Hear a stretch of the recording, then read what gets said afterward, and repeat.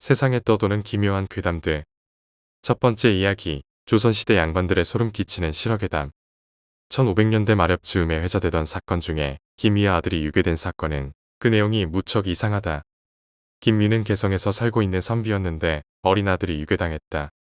아이를 유괴한 범인은 아이를 이런저런 술수로 속이고 유인해서 같이 길을 나섰다. 언덕과 비탈을 넘어서 깊은 산속으로 아이를 데려갔다. 그곳에서 범인은 아이를 어느 캄캄한 바위굴 속에 가두었다. 아이는 나가고 싶어 울부짖었지만 바위굴은 나갈 수 없게 막혀 있고 빛이 들어오지 않아 아무것도 보이지 않았다. 무서움에 울고 떨며 소리를 지르며 도움을 청하기도 했지만 깊은 산속에 숨겨진 바위굴은 사람은커녕 짐승들도 알아볼 만한 곳이 아니었다. 아무것도 보이지 않는 캄캄한 어둠 속에서 혼자서 한참을 두려움에 떨던 아이는 점차 배고픔을 느끼게 되었다. 아이가 배고픔을 느끼게 되었을 무렵 바위굴의 통로로 누군가 그릇을 하나 가져다 주었다. 그릇 안에는 달콤한 단술과 비슷한 죽 같은 것이 들어 있었다. 어둠 속에서 배고픔에 떨던 아이는 본능적으로 그 죽을 마셨다. 그렇게 아무것도 보이지 않는 동굴 속에서 아이는 갇혀 사는 생활을 시작했다. 주변에는 아무도 없고 아이가 보고 들을 수 있는 것도 아무것도 없었다. 매일 아이에게는 목숨을 부지할 수 있는 음식 그릇 하나가 들어왔다가 나갈 뿐이었다. 날씨가 너무 추워서 견디기 어려운 날에는 풀을 엮어 만든 이불 같은 것이 들어오는 변화가 있을 뿐. 아이는 캄캄한 어둠 속에서 말 한마디, 빛 한 줄기 보지 못하고 매일을 지냈다. 그런 날들이 끝없이 계속되었다. 아이가 발견된 것은 재령의 장수산에서 철광을 캐기 위해 광산을 개발하고 있던 사람이 광산 개발을 위해 굴을 파다가 우연히 아이가 갇혀있던 바위굴을 뚫게 되면서였다. 굴을 파던 사람은 깊은 바위굴 속에 사람이 있는 것을 보고 놀라서 아이를 구조했고 수소문 끝에 아이의 아버지인 김위는 아이를 되찾게 되었다. 아이를 되찾고 나서 보니 아이가 아무것도 없는 굴 속에 갇혀서 왜 그래야 하는지도 모른 채 오직 매일 죽 한 그릇씩만 먹으며 지낸 시간은 무려 6년이었다. 아이는 몸은 그런대로 멀쩡해 보였지만 정신은 완전히 망가져 있었다. 김위는 온 힘을 다해서 아이를 회복시키기 위해 집에서 노력했지만 2년 후 아이는 죽었다. 도대체 범인은 무엇 때문에 김위의 아들을 유괴해서 6년 동안 아무것도 보이지 않고 들리지 않는 곳에 가둬둔 것일까? 그리고 6년 동안 도대체 무슨 사연인지 어떤 이유인지도 모르고 그 어떤 외부와의 접촉도 없이 하루하루 끝없이 죽을 먹는 행동만 반복하며 살았던 아이가 끝없이 생각하고 느꼈던 것은 무엇이었을까? 1500년대 중반 무렵 두 선비가 다툰 일이 용제총화에 기록되어 있다. 성균관을 드나들며 공부하던 김인양과 김복창이 싸운 일이었다. 김인양이 볼품없이 먹을 것만 주섬주섬 챙기는 사람이라고 비웃은 김복창이 김인양을 심하게 조롱하기 위해 찬이라는 형식으로 글을 지어서 김인양을 놀린 것이 발단이었다. 김복창이 자신을 비웃는 것을 본 김인양은 비슷한 방식으로 싸우기 시작했고 마침내 김인양은 자신이 아는 점술에 대한 지식을 동원해서 김복창은 일찍 죽을 것이다라고 악담을 하게 되었다. 그 말을 들은 순간 김복창은 판단력을 잃고 경노하여 불붙은 숯덩이를 집어들고 김인양의 입속에 짓이겨 넣어버렸다. 타오르는 뜨거운 숯덩이가 입안에 들어온 김인양은 괴로워 날뛰었다. 1644년 심기원은 자신의 적인 김자점과 정치판에서 세력 다툼을 치열하게 하고 있었다. 그런데 김자점은 심기원의 허점을 놓치지 않았고 마침내 심기원은 반란을 일으키려 했다는 혐의를 받고 형벌을 받게 되었다. 심기원은 형벌을 집행하는 관리들에게 붙들려서 나무로 만든 형틀 위에 묶이게 되었다. 심기원은 나무로 만든 매로 두들겨 맞은 뒤에 귀양을 가거나 아니면 참수형이나 교수형을 당할 것을 생각하며 각오를 다지고 있었다. 그런데 관리들은 형틀 위에 심기원을 단단히 묶어 놓더니 한쪽 다리를 커다란 칼로 내려치려고 했다. 심기원은 깜짝 놀라서 도대체 이게 무슨 형벌이냐고 물었고 그러자 형벌을 집행하려는 사람은 김자점 상공께서 분부한 형벌이라고 대답했다. 곧 심기원은 다리 한쪽이 잘려나갔고 차례대로 나머지 다리와 두 팔도 잘려나갔다. 심기원은 사지가 모두 잘려나간 상태에서 피를 뿌리며 나뒹굴게 되었다. 극심한 고통을 느끼며 몸뚱이만 남아 신음하도록 한 뒤에 정신을 잃을 때 즈음하여 목을 잘라 죽이는 것이 그 형벌의 끝이었다. 심기원은 형벌을 받으며 형을 집행하는 칼을 든 사람에게 이렇게 말했다고 한다. 나를 대신해서 김자점에게 전해주시오. 당신도 나와 같이 될 거라고. 심기원이 잔혹한 형벌의 희생양으로 이렇게 죽은 지 7년 후 정말로 공교롭게도 김자점 역시 아들이 반란을 일으키려 했다는 죄목으로 같은 방식으로 처형되었다. 이후 이 형벌은 폐지되었다. 1700년대 후반에 한 부유한 집에서 사치스러운 음식을 개발해 먹어서 널리 소문이 난 것이 있었다. 그 음식은 바로 일종의 떡국이었는데 국 속에 들어가는 떡을 극히 교묘하게 만든 것이었다. 귀여운 어린아이의 모양으로 떡을 빚는데 눈, 코, 입, 귀, 피부를 어린아이와 꼭 같이 정밀하게 만들고 팔과 다리 또한 진짜처럼 만들었다. 그래서 이 음식은 눈으로 보기에 귀엽고 살아있는 작은 사람처럼 생생하게 꾸미고 귀로 듣기에 국물 속에서 움직이고 국물이 스며들고 나올 때의 소리가 먹음직스럽고 코로 맡기에 냄새가 향기롭고 혀에 닿으면 맛이 오묘하고 어린아이 모양의 떡을 이빨로 뜯어 씹을 때 입술과 잇몸에 닿는 감촉이 부드럽고 기분 좋게 만든 것이었다. 이 음식은 널리 소문이 났는데 곧 이 사람은 망하고 말았다. 그래서 사람들은 음식 사치를 극도로 부리는 자는 망한다는 속설이 맞다고 생각하게 되었다. 다른 예로 1651년 김자점의 가문이 망할 무렵 즈음에 김자점은 모든 음식이 씹기에 단단하다고 투정을 부려서 오직 아프어한 직후에 병아리만을 구해다가 알에서 겨우 병아리로 변한 그 직후의 상태로 요리하여 씹어 먹었다고 한다. 조선시대 뱃사람들 사이에 널리 퍼져 있는 속설 중에 임산부가 배에 타고 바다에 나가면 안 된다는 것이 있었다. 당시에도 미신이라는 생각은 있었으나 바다를 다스리는 용왕이 물속에서 임산부가 물 위에 올라와 있다는 것을 느끼면 깨끗하지 못하다고 여기고 화를 내면서 큰 비바람을 불러일으켜서 배를 빠뜨리려 한다는 생각을 믿는 사람은 많았다. 그래서 항해하는 도중에 위험한 바람과 파도를 맞이하게 되면 뱃사람들은 타고 있는 사람들 중에 임산부가 없는지 확인하곤 했다. 만약 임산부가 발견되면 다른 사람들을 살리기 위해서 배에서 뛰어내리라고 강요하는 경우가 많았다. 학식을 갖춘 선비들은 이러한 행동에 반대하는 경우도 있었지만 물에 빠져 죽을 것이라는 겁에 질린 사람들은 모두 한뜻으로 임산부를 탓하며 몰아붙이기 일쑤였다. 그러다 보면 배에 탄 임산부는 몰린 끝에 물에 뛰어들어 익사하곤 했다. 간혹 임산부가 없을 때에는 겁에 질린 사람들이 배를 탄 여자를 아무나 임신했다고 몰아붙여서 바다에 내던져 버리는 일도 있었다. 1623년 평안감사로 재직한 적이 있던 박엽은 군대를 잘 관리하여 그 명성을 떨치고 세력을 키울 수 있었다. 하지만 그는 호기롭게 노는 것을 좋아하는 사람이기도 했는데 구름 모양으로 배를 꾸며 놓고 기생들과 악사들을 그 배에 태워서 안개 낀 강에 배를 띄운 채 뱃놀이를 했다. 물 위를 떠다니며 노는 모습은 마치 구름을 타고 다니는 신선이 노는 듯한 흥취를 즐겼다. 박엽은 또한 평양성 성벽 위에 환하게 횃불을 밝혀서 밤에도 성벽이 나처럼 밝게 빛을 뿜도록 장식하여 그 아름다움을 즐기기도 했다. 박엽은 한편 새롭게 70간 규모의 극장 같은 것을 지어서 평안도 내에 노래를 잘하는 가수 100여 명을 모아놓고 그 안에서 밤새 노래를 듣고 춤을 보며 즐겼으며 여러 가지 음란한 놀이를 하며 놀았다. 그러던 중 박엽은 한 외국인 주술사에게 사람 1만을 죽여야 살 것이요. 그렇지 않으면 너는 죽을 것이다. 라는 말을 듣게 되었다. 그 외국인은 점을 잘 치는 것으로 매우 이름이 높은 자였으므로 박엽은 겁에 질려 떨게 되었고 마침내 자신의 목숨을 살리 문명으로 가기 위해 부하들과 주민들을 하나둘 처형하기 시작했다. 박엽은 1만 명을 죽인다는 목표로 사소한 잘못을 한 사람들도 모두 사형을 시켰는데 애초에 엄한 벌을 내려서 군대를 다스린 사람인 만큼 군인들이 사소한 죄로 사형을 시켰고 나중에는 자신이 놀고 즐기기 위한 비용을 조달하기 위해 세금을 거둘 때 세금을 바치는데 불만을 품은 사람들을 사형시키기 시작했다.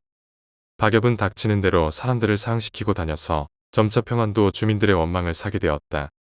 마침 조정에서는 김자점이 정권을 틀어지면서 반대 세력들을 처단하려 하고 있었으므로 김자점의 반대파였던 박엽의 혹독한 형벌 집행을 문제 삼기 시작했다. 결국 김자점은 박엽을 사형시키도록 하였다. 박엽은 1만 명의 사람을 다 죽이지 못해서 자신이 죽게 되었다고 생각했는데 박엽에게 죽음을 내린 김자점이 스스로 이름 대신에 쓰던 자가 바로 일만이라는 이름이었다.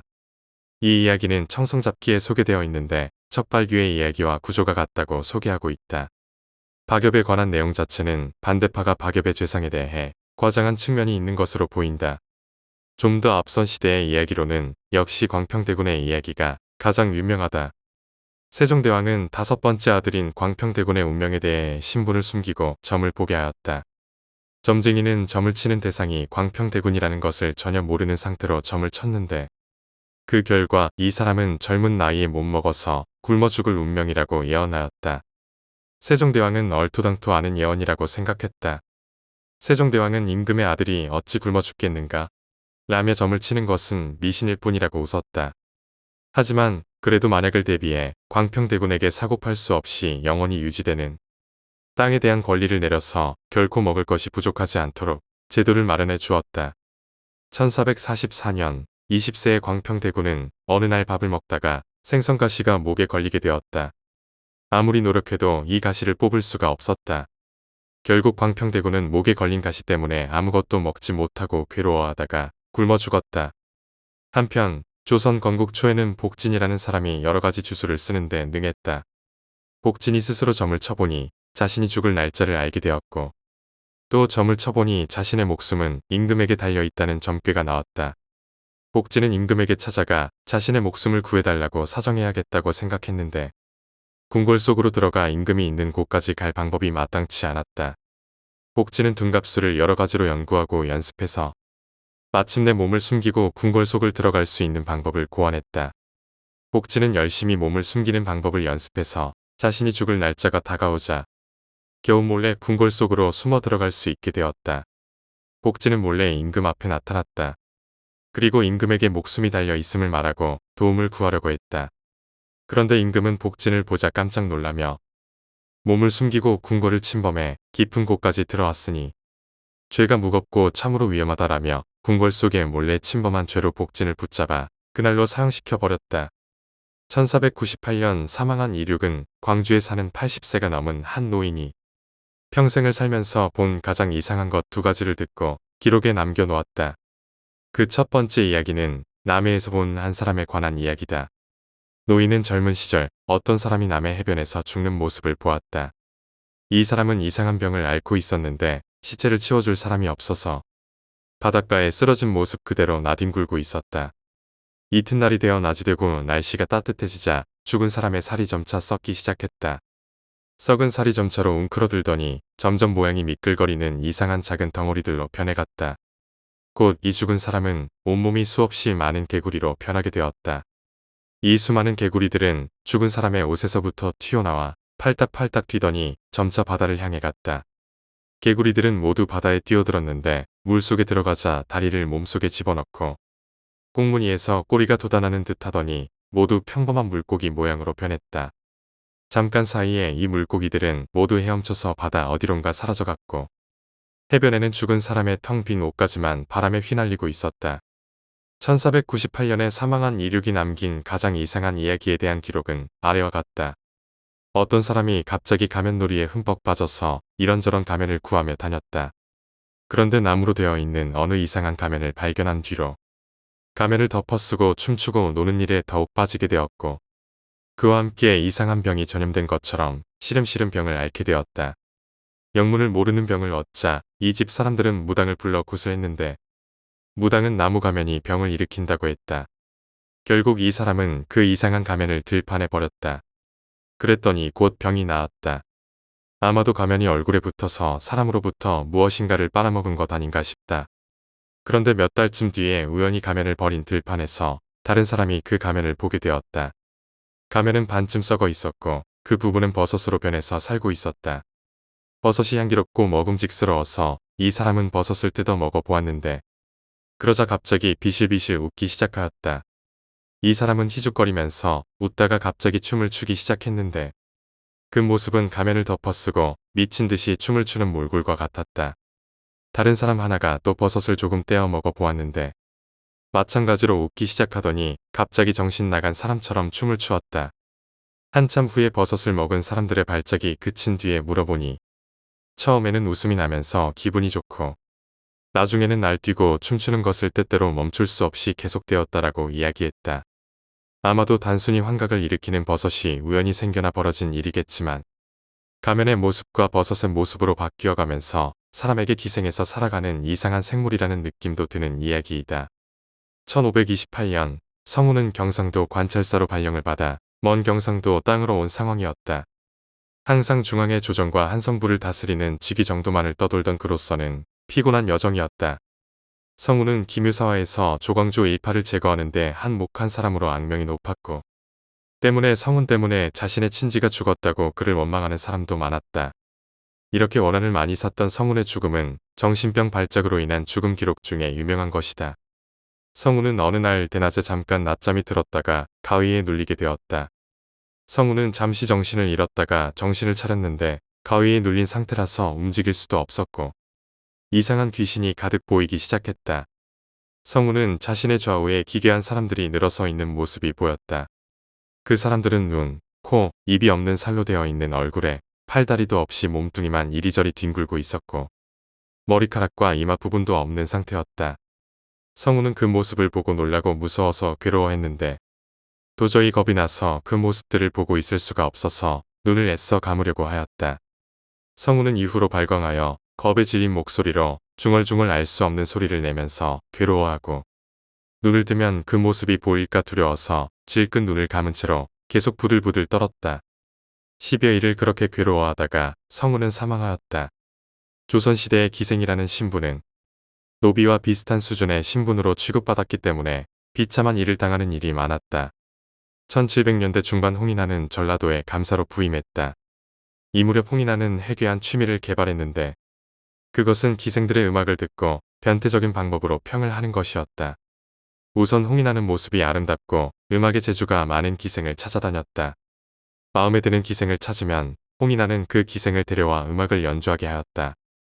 홍인하는 기생이 죄인에게 형벌을 가할 때 쓰는 형구들을 들 한쪽에 늘어놓은 채로 노래하거나 악기를 다루게 했다. 홍인하는 유심히 음악을 듣고 기생의 모습을 보면서 음악이 끝날 때까지 그 흥취를 즐겼다. 그리고 음악이 끝나고 나면 홍인하는 기생을 붙잡아 놓고 음악에서 부족한 점과 잘못된 점을 하나하나 분석하여 지적하기 시작한다. 그리고 그 잘못된 것 하나하나마다 죗값을 매겨서 여러가지 매를 때리는 도구로 기생을 때린다. 기생은 몸을 다치게 되므로 괴로워하는데 홍인하는 그것을 즐거워한다. 그렇게 해서 음악의 여러가지 내용에 대해 다 이야기하게 되면 기생은 피투성이가 되어 괴로워하게 되고 홍인하는 자신이 좋아하는 기생이 피를 흘리는 모습을 보고 나면 그제서야 통쾌하다는 느낌을 느끼면서 껄껄거리며 웃고는 시원하다고 여겼다. 이 이야기는 청성잡기에 간략히 소개된 이야기인데 조선시대 기생이 학대당한 어두운 이야기들 중에는 죽창한화에 기록되어 있는 한 황해 감사가 1600년대 초에 저질렀던 이야기가 그 추잡하기가 악명 높다. 1700년대 초반에 기괴하고 섬뜩한 이야기로 한간에 돌았던 소문 중에는 속칭연매라고 불리는 끔찍한 물건에 대한 것이 있다. 이 무렵 한 흉악한 범죄자들이 이상한 대나무통을 하나 메고 다니는 것이 있었다. 이 사람들은 부유한 집을 찾아가서 그 대나무통을 열어서 안쪽을 보여주는데 그러면 그 집 사람들은 온갖 정신병을 일으켜 발작하거나 귀신이나 마귀에 관한 이야기에 미쳐 돌아가게 되고 이 범죄자들이 적당한 술수로 돈을 뜯어내는 것이었다. 대나무통 안에 무엇을 넣어 놓는가에 대한 설명은 다음과 같다. 이 자들은 우선 남의 집에서 몰래 어린아이를 훔쳐온다. 그리고 사람들이 찾을 수 없는 깊은 곳에 어린아이를 가두고 우선은 굶긴다. 그러면 아이는 점차 말라가게 되는데 아이에게 아무것도 먹이지 않는 것이 아니라 매우 맛있고 중독되어 빠져들 만한 음식을 아주 조금만 먹인다. 그러면 아이는 점차 배고픔에 괴로워하면서 음식을 극도로 원하게 되고 한편으로는 점점 더 온몸이 바싹 마르고 몸이 줄어들게 된다. 그러는 동안에도 아주 맛있는 음식을 아주 조금씩만 계속 먹인다. 그러다가 아이가 죽기 직전까지 버틸 수 없을 만큼 끔찍할 정도로 마르게 되면 조금씩 먹이던 음식을 한 움큼 대나무통 한가운데 넣어서 아이에게 준다. 그러면 아이는 그 음식을 먹으려고 사력을 다해 대나무통 속으로 기어들어오는데 아이의 몸이 매우 마르고 작아진 상태이기 때문에 무척 작은 대나무통 속에 억지로 온몸을 구겨넣은 끔찍한 몰골로 대나무통에 들어차게 된다. 그러면 바로 그 순간 날카로운 칼로 번개처럼 빠르게 아이를 찔러서 그 모습 그대로 안에 들어차서 죽게 만든다. 그러면 좁은 통 속에 마른 아이가 끔찍한 몰골로 들어차 있는 연매가 완성되고 대나무통 뚜껑을 닫아 들고 다니는 것이다. 이것을 세상에서 그 모습을 상상하기도 어려울 만큼 무서운 모양이라고 말한다. 1763년에 사망한 이익은 기록에서 비참하게 죽은 아이의 귀신을 이용해서 협잡을 부릴 수도 있는 술수라고 설명하고 있는데 조정에서 가장 심각한 범죄로 단속을 했으므로 당시에는 거의 소멸된 상황이라고 소개했다. 1590년에서 1592년 초에 이르기까지 당시 서울에서는 등등곡이라는 이상한 춤을 추며 정신없이 노는 놀이가 크게 유행하였다. 이것은 일부러 정신 나간 행동을 따라하면서 미친 사람 흉내를 내며 날뛰고 노는 행동이었다. 주로 부유한 집안의 자제들이 모여서 일부러 바보짓을 하고 미치광이처럼 설치는 것이었다. 희죽희죽 웃는 표정으로 짐승 같은 동작으로 아무렇게나 마구 몸을 흔들며 춤을 추는가 하면 밤새 깔깔거리며 웃고 뒹굴고 갑자기 엉엉 울기도 하며 사람이 사람 같지 않다네 따위의 말을 서로 소리 지르며 주고받았다. 이 놀이를 할 때에는 기괴한 귀신, 괴물, 도깨비의 모습을 만들어서 가면을 쓰고 괴상한 옷을 입고 뛰어다니기도 했고 정상적인 것이 아닌 겉모습, 사람이 보통 떠올리기 힘든 모습을 일부러 찾아서 몸에 걸치기도 했다. 이들은 무당의 모습이나 기괴한 행색 따위를 일부러 따라해서 서로 미친 모습을 자랑했고 도저히 설명할 수 없는 정신 나간 듯한 동작만을 계속하며 밤새 놀았다. 이러한 퇴폐적인 기행은 삽시간에 퍼져서 수백 명, 수천 명이 한데 엉켜서 이런 노름을 하기에 이르렀고 한 번 죽으면 아무 소용없으니 지금 취하고 배부른 것이 제일이다. 이런 말을 하며 점점 더 이 놀이에 심각하게 빠져드는 사람들이 생기기에 이르렀다. 결국에는 아무 생각 없이 이렇게 무작정 이상한 행동을 하며 놀기만 하다가 모든 재산을 다 날리고 거린이 되는 사람들까지 나타날 지경에 이르렀고 유명한 선비와 명문가의 자제들 중에서도 정효성, 백진민, 유국신, 김두남, 이경전, 정협, 김성립 등이 이 등등곡을 즐긴 것으로 알려지게 되었다. 이것은 당시 극심한 당쟁의 상황에서 허망함을 느낀 양반 가문에서 은밀히 어떤 일탈적인 취미가 유행했던 것이 갑자기 크게 퍼진 것으로 짐작된다. 조선 후기의 여러 서적에서는 이것이 임진왜란 직전의 망조를 상징한다는 식의 해석도 통용되었다. 1700년대 후반 진천에는 유성기라는 부자가 살고 있었다. 어느 날 아침 이 부자가 아침을 먹고 있는데 등에 아이를 업은 여자 거지가 문으로 들어오더니 슬금슬금 유성기가 밥을 먹는 곳까지 들어왔다. 여자 거지는 말없이 대뜸 국을 가져다가 그 자리에서 벌컥벌컥 절반을 마셨다. 그리고 여자 거지는 한마디 말도 없이 또 더러운 맨손으로 이런저런 반찬을 엉망으로 주어서 질겅질겅 씹어 먹기 시작했다. 곁에 있던 부자의 하인이 깜짝 놀라서 여자 거지를 넘어뜨리고 두들겨 패버리려고 했다. 그렇지만 유성기는 눈짓으로 만류했다. 유성기는 부유한 사람으로서 가난한 사람을 도와야 한다는 생각을 하고 있었기 때문에 자기가 먹던 밥의 절반을 덜어서 그 여자에게 주었다. 유성기는 국과 반찬을 먹었으니 밥도 먹어야 하지 않겠냐라고 했다. 그러자 그 여자는 한참을 유성기를 보더니 밥을 받아서 다 먹었다. 그리고 여자는 꽤 괜찮아 보이는 그 밥그릇을 들고는 말없이 집을 나갔다. 여자가 집을 나가자 유성기의 종 하나가 여자를 가만히 따라가 보았다. 여자가 간 곳을 따라가 보니 마을 앞 숲속으로 여자는 사라졌고 숲에 들어가 보니 여자와 한패로 보이는 일당들이 가득 있었다. 가만히 보니 이들은 협박과 사기를 치는 협잡꾼의 무리들인 듯하였다. 마침 그때는 시비를 걸어서 일부러 몸을 다치게 한 뒤에 관가에 고발한다고 으름장을 놓아서 돈을 뜯는 일 따위가 기승을 부리고 있던 시절이었다. 두목으로 보이는 자가 여자에게 물었다. 왜 이렇게 빨리 왔느냐? 여자가 상황을 설명하며 대답했다. 인심이 너그러운 사람이라서 차마 그분에게 해를 끼칠 수는 없었다. 이렇게 말하자 두목이 씩 웃더니 다시 물었다. 그 말을 들으니 나라도 그 사람은 괴롭히고 싶지 않다. 그런데 그러면서 그릇은 왜 가져왔느냐? 여자가 다시 대답했다. 만약 내가 그릇이라도 들지 않고 빈손으로 왔다면 나 혼자 다 해먹고 나서 너를 속인다고 의심하지 않았겠나. 그리고 나서 여자는 아이를 업고 있던 포대기를 풀었는데 그 안에는 죽은 아기 시체가 들어있었다. 두 번째 이야기, 물놀이. 어릴 적 기억을 더듬을 때면 누구나 그렇듯 가물가물하기 마련이지만 감당하기 힘들 만큼 미스터리했던 기억만은 또렷이 떠오른다. 때는 찌는 듯한 무더위가 이어지던 한여름, 한창 뛰어놀기 바쁘던 철없는 소년이었을 적 이야기다.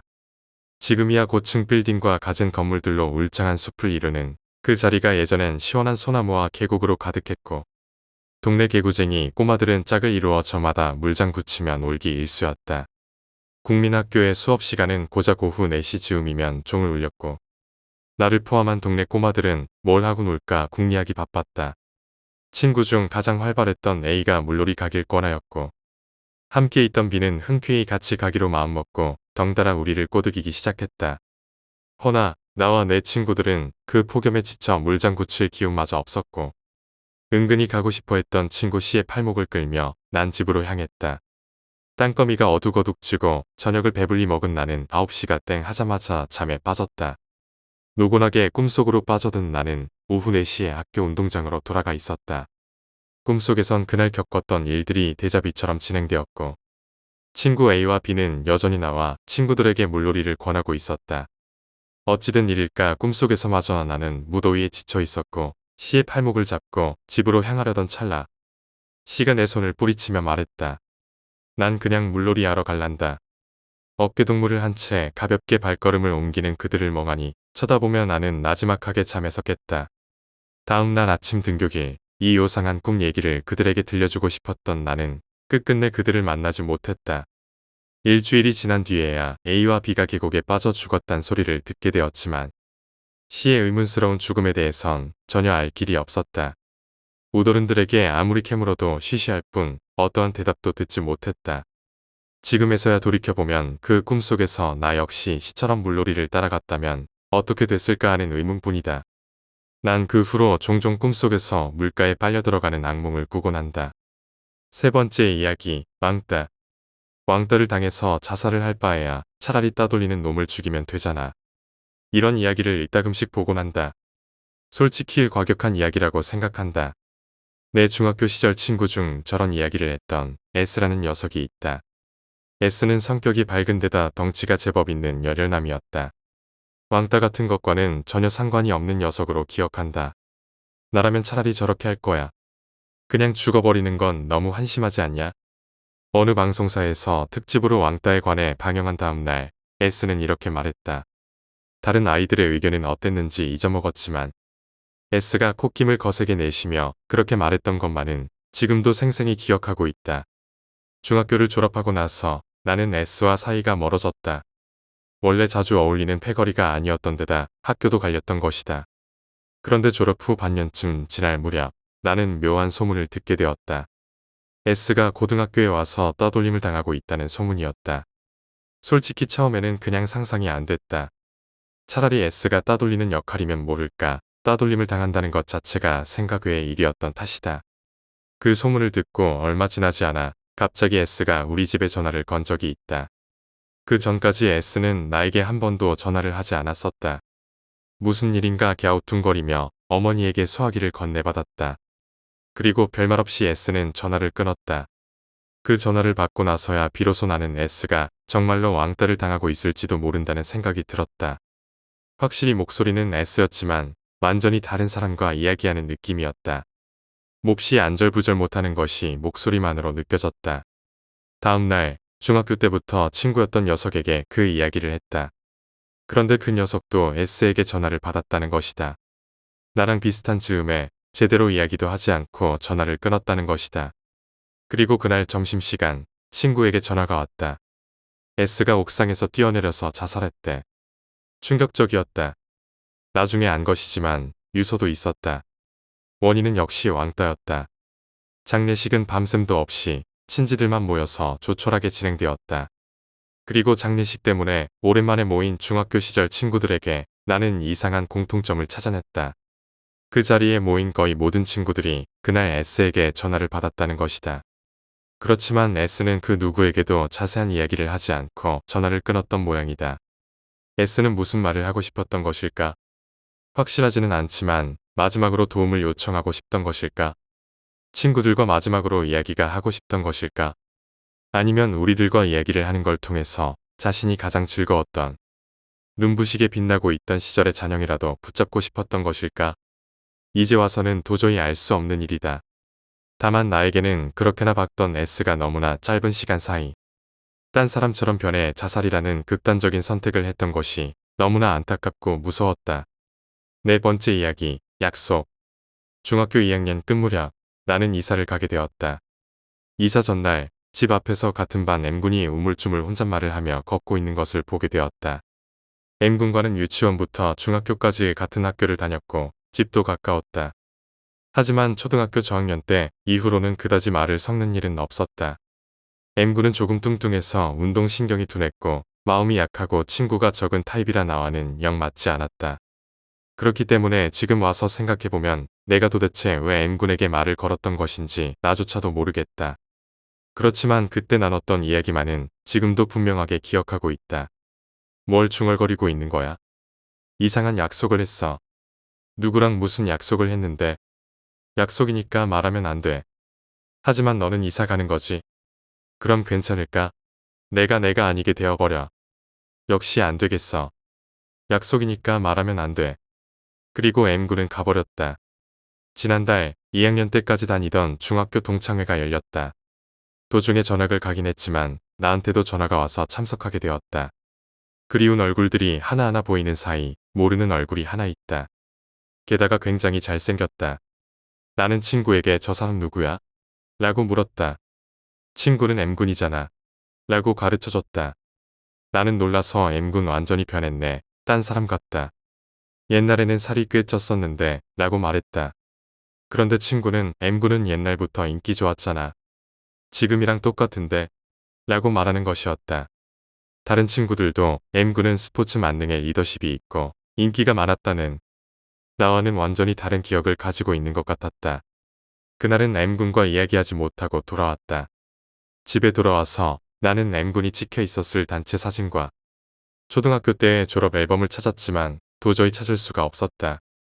겨우 찾아낸 사진은 유치원 때의 것이었다. 조금 뚱뚱한 어린 시절의 M군이 찍혀 있었다. 어머니와 누나에게 M군의 사진인 것을 확인하고 인상을 물어보니 내가 기억하는 것과 같았다. 그래서 나는 중학교 친구에게 중학교 졸업 앨범을 빌려왔다. 거기에는 동창회에서 내가 봤던 멋진 모습의 M군이 찍혀 있었다. 내가 마지막으로 만나고 겨우 1년밖에 지나지 않았을 때의 사진인데도 어머니와 누나도 이건 M군이 아니잖아 라고 깜짝 놀라고 있었다. 묘하게도 앨범에 있는 M군의 롤링 페이퍼에는 나는 나야 약속이니까 라고 써 있었다. 다른 친구에게 이 이야기를 해봤지만 잠시 못 본 사이에 말도 안 되게 멋져지는 녀석도 종종 있어. 이런 이야기만 들었다. 그렇지만 중학교 동창들과 내 기억이 완전히 다른 데다 M군과 마지막으로 나눴던 대화가 마음에 계속 걸린다. 5번째 이야기, 흙더미. 날은 아침부터 더웠다. 자기 방에서 게임에 몰두하고 있던 소년의 귀에 어머니의 질책이 들려왔다. 게임만 하지 말고 정원 좀 정리하렴. 엄마랑 약속했잖니. 소년은 생일에 가지고 싶은 게임을 사는 대신 여름방학 때 매일 아침 정원에 잡초를 뽑기로 약속했던 것이다. TV 화면에서 시선을 돌려 창밖을 보니 구름 한 점 없이 탁 트인 시원한 푸른 하늘이 보였다. 조금 짜증이 난 것 같은 표정의 소년이었지만 단념한 듯이 게임기에 전원을 끄고 대충 정리한 후 종종 걸음쳐서 아래층으로 내려갔다. 손바닥만 하다는 말이 어울릴 만큼 작은 정원이었지만 그래도 초등학생인 소년에게 정원 정리는 중노동이었다. 익숙하지 않은 자세에다 한여름에 타는 듯한 더위가 내려쬐니 10분도 되지 않아 소년은 온몸이 땀투성이가 되었다. 사방 1미터도 정리하지 않았지만 소년은 앓는 소리를 내며 비틀거리며 정원 한 구석에 은행나무로 다가갔다. 푸르디푸르게 잎이 우거진 이 정원에서 유일하게 그늘이 있는 곳이었다. 나무 밑에 앉아 숨을 돌린 소년은 그곳이 조금 튀어나와 있다는 것을 알아차렸다. 불룩하게 마치 무엇인가 묻혀 있는 것 같은 모양이었다. 소년은 심심한 나머지 그곳을 파보기 시작했다. 몇 분 지나지 않아 그것이 땅속에서 나타났다. 기묘하리만 치인 그렇지만 얼룩덜룩 보라색으로 변색된 가냘픈 팔이었다. 그 손끝의 약지에는 백금으로 만들어진 반지가 끼워져 있었다. 소년은 그 반지를 알고 있었다. 그것을 알아차리자마자 소년의 머릿속은 완전히 어지러워졌다. 그렇다면 아까 자신에게 정원을 정리하라고 시켰던 그 목소리의 주인은 도대체 누구일까? 중얼거리려는 도중 어느새 툇마루에서 나오고 있던 어머니와 눈이 마주쳤다. 수직에 가깝기 위로 쭉 찢어진 눈, 귀 부근까지 크게 웃는 것처럼 찢어진 입, 이상한 얼굴의 어머니였다. 그날도 아침부터 더웠다. 소년은 어머니와의 약속대로 오늘도 땀투성이가 되어 가며 풀 뽑기에 열심이다. 그 덕에 정원은 이전보다 훨씬 산뜻해져서 훨씬 보기 좋게 변해 있었다. 은행나무는 오늘도 나무 그늘을 만들고 소년이 바람을 쐬러 오는 것을 기다리고 있다. 그리고 그 밑동에는 수북하게 쌓인 흙더미가 둘 놓여 있었다. 여섯 번째 이야기, 친구 집. 지금은 초등학교지만 국민학교라 불리던 당시 3학년 때였다. 그 당시 밤하늘을 쳐다보면 은하수라 불릴 만한 별의 강이 펼쳐진 밤하늘이었다. 각설하고 당시 3학년이던 나는 동네 불알 친구 2명이랑 같이 여름방학 숙제를 하고 있었다. 친구의 집은 지금 생각해도 좀 음침한 일본식 집이고 꽤 큰 집이었다. 후에 그 집이 일본인 관리가 살던 집인 걸 알았지만 친구들과 나는 제 딴엔 열심히 숙제를 하다 마루에서 더운 여름 날씨와 점심 먹은 직후라 식곤증에 잠이 들었다. 그때부터였다. 꿈에 일본 귀신이 나온 것이다. 얼굴은 기억이 안 나지만 새하얀 얼굴에 검은 산발머리, 거기에 파란 체크무늬 기모노였다.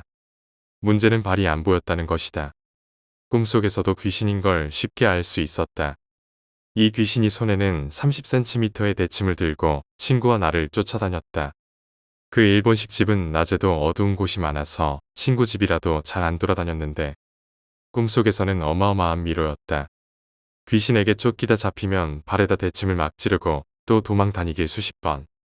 꿈속에서도 3, 4시간은 지난 것 같더니 실제로 일어나니 3, 4시간이 지나 있었다. 문제는 3명 다 똑같은 귀신을 꿈에서 봤다는 것이다. 그리고 더 오싹한 건 친구 집이 한낮에도 뭔가 어둡고 음산해서 대문과 마루만 다녔는데 꿈에서 본 구조가 딱 들어맞았다.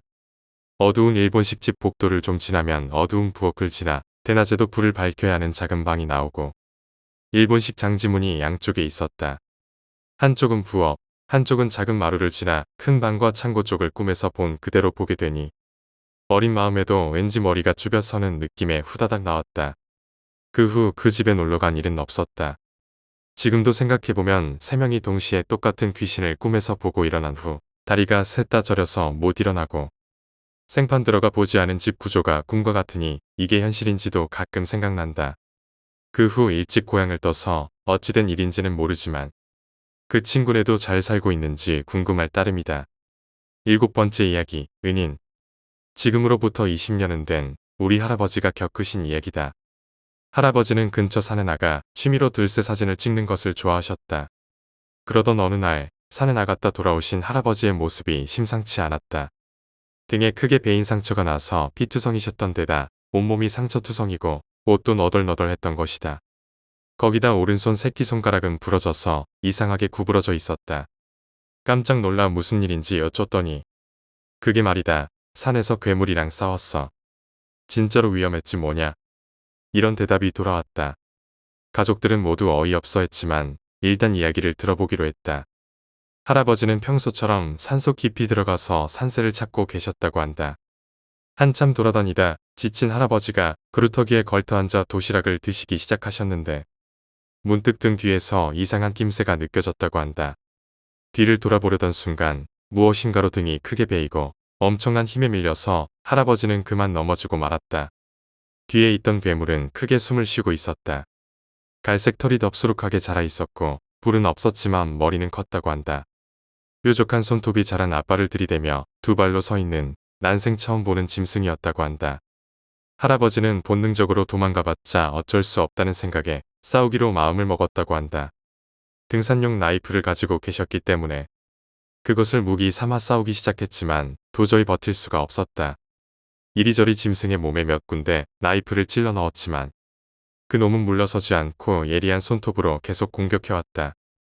결국 할아버지는 죽음을 각오하셨다고 한다. 그런데 그 순간 어디에서 나타난 것인지 한 남자가 어느새 짐승 뒤에 나타나서 돌을 들고 코끝을 후려갈겼다. 짐승은 당황한 나머지 도망쳐버렸다. 남자는 굉장히 더러운 모습으로 머리카락은 많지 않았지만 수염이 짙고 이상하게 손이 길었다고 한다. 남자는 할아버지를 보며 도와줬으니까 답례를 해 라고 말했다. 특별히 술과 담배, 된장을 원했다고 한다. 할아버지는 흔쾌히 수락하고 산기슭에 내려와 가진 돈을 털어서 물건을 사서 남자에게 돌아갔다.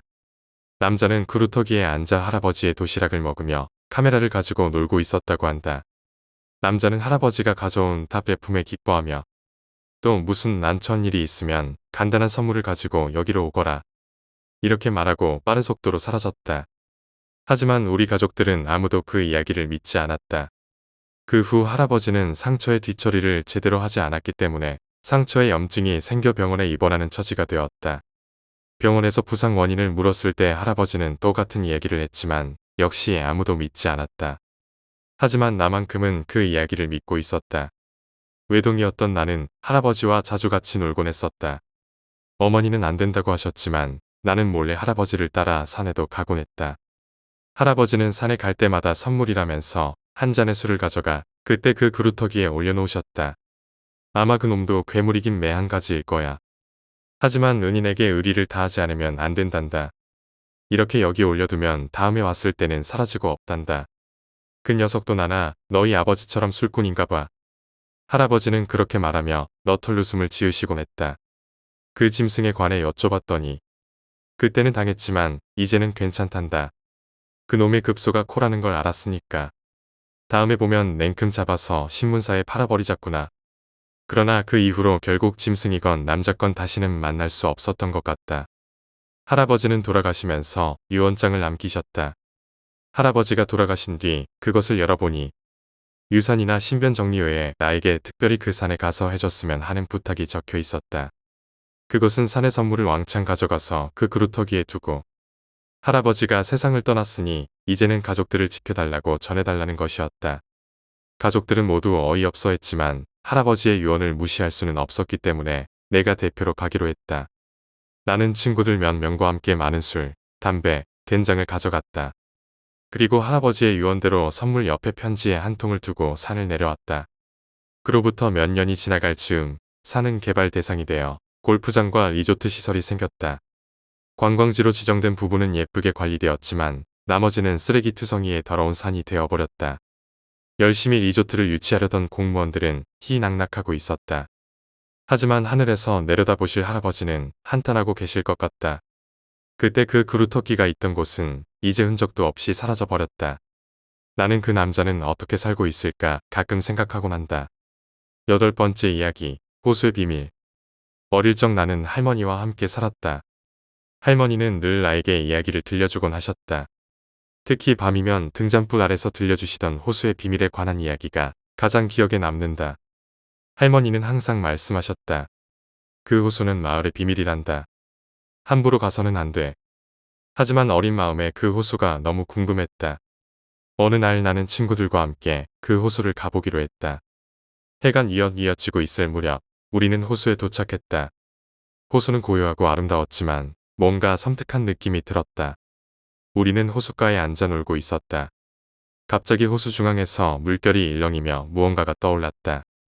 그것은 한 여인의 형상이었다. 그녀는 물 위에 떠서 우리를 바라보고 있었다. 눈은 검고 깊어서 끝을 알 수 없었고 입은 미소 짓고 있었지만 차가운 느낌이 들었다. 우리는 겁에 질려 도망쳤다. 다음 날 할머니께 그 이야기를 말씀드리자 할머니는 심각한 표정으로 말씀하셨다. 그 여인은 우리 마을의 수호신이란다. 호수에 들어가면 안 되는 이유가 바로 그것이지. 그 후로 우리는 호수 근처에 가지 않았다. 하지만 그날의 기억은 지금도 생생하다. 그리고 가끔은 그 여인의 형상이 꿈에 나타나곤 한다. 그 눈빛이 아직도 나를 따라다니는 것 같다.